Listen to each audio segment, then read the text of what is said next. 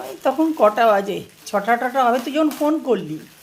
আমি তো এরকমভাবেই প্যাকেট করি, ঘরে পরার জুতো এমন কিছু অর্ডার করিনি। আর কখানা কিনবি, আর আমি তো এটা ভাবি ওখানে জুতোর মার্কেট তৈরি হবে এবারে। দেখো সুন্দর জুতো কেন, আমার যা পায়ের সাইজ, আমার পায়ে লাগে 3 নম্বর জুতা।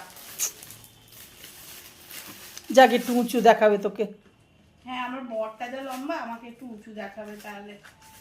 বাবা এখানে আবার এইটা দেখেছো, কি ওটা? জুতোর ভিতরে ঢোকানো ছিল, ফুইস ফুইস ফুইস ফুইস ফুইস, এইসবও দিচ্ছে জুতোর সাথে। দেখি পরে কিরকম লাগে মামনি। জুতোটা সুন্দর না মামনি বলো? দারুণ। মেশো থেকে কখনো অর্ডার করি না, মেশো থেকে যখনই করি না কিছু না কিছু খারাপ বেরায়, আমার কপালটাই খারাপ। এবার দেখি জুতোটা কতদিন যায়, খুব সস্তার দুরবস্থা বলে না, সস্তায় পেয়েছি। ঘরের মধ্যে আর কতক্ষণই বাড়ি থাকিস? কি সুন্দর না? পর ভালোই তো, বেশ উঁচু লাগছে। যাক 2 ইঞ্চি বেড়ে গেছিস তুই।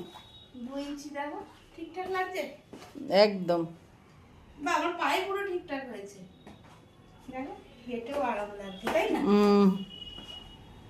ভালো লাগছে পায়ে, দারুণ হেভি। এবারে আয়নায় দেখি, বাহ সুন্দর তো না? এটা মেলিয়ে পরে আরাম, কিন্তু পরে প্রচন্ড মানে আরাম, নরম আর কি। নরম আছে, পরে পুরোটা আরামে আছে।